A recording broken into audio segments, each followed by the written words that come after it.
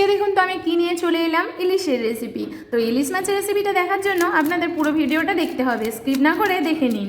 আমি এসেছি আজকে শ্বশুর বাড়িতে, তো সেই জন্য সবার জন্য ইলিশ মাছটা রান্না করব। তো প্রথমে দুটো ইলিশ মাছ নিয়ে এসছে, অনেক বড় বড় সাইজের, এক একটা ওজন ছিল প্রায় 1.5 কেজি। তো ইলিশ মাছগুলোকে ভালো করে ধুয়ে তারপরে কেটে নিয়েছি, নিয়ে রিং রিং করে নিয়ে তার মধ্যে এবারে এক এক করে লবণ আর হলুদটাকে ভালো করে মাখিয়ে রেস্টে রেখে দেবো প্রায় আধ ঘন্টার মতো। ওর মধ্যে ভালো মতো ঢুকে যাবে তাহলে লবণটা। তো এরপরে রেডি করে নেব মশলাটা।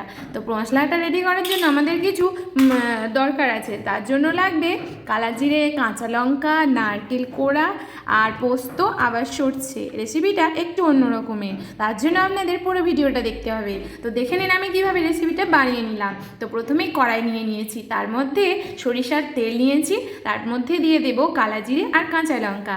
তারপরে একটু গরম হয়ে গেলে যখন গন্ধ ছাড়বে হালকা, তার মধ্যে দিয়ে দেব একটা বাটিতে করে গুঁড়িয়ে রেখেছিলাম হলুদ আর গুঁড়ো লঙ্কা। তো সেইটা মশলাটাকে ওই তেলের মধ্যে দিয়ে দিয়েছি, দিয়ে ভালো করে নাড়িয়ে নাড়িয়ে ওটাকে কষিয়ে নেব। এবারে যখন দেখব ওর মধ্যে তেল ছাড়ছে, তখন ওর মধ্যে এবারে যে রেস্টে রেখেছিলাম ইলিশগুলো, ওইগুলো এক এক করে ওর মধ্যে দিয়ে দেব। এবারে তারপরে দেবো হচ্ছে সর্ষে বেটে সুন্দর করে ছেঁকে নিয়েছি, নিয়ে ওর মধ্যে এবারে দিয়ে দেব ভালো করে। তারপরে দেব পোস্তটাকেও বাড়তে ভালো করে ওর মধ্যে দিয়ে দেব। তারপরে এবার দিয়ে দেব যে নারকেলটা কুড়িয়ে রেখেছিলাম, সেটাকে নিকড়িয়ে ভালো করে দুধটা বের করে নেব, নিয়ে ওর মধ্যে দিয়ে দেব।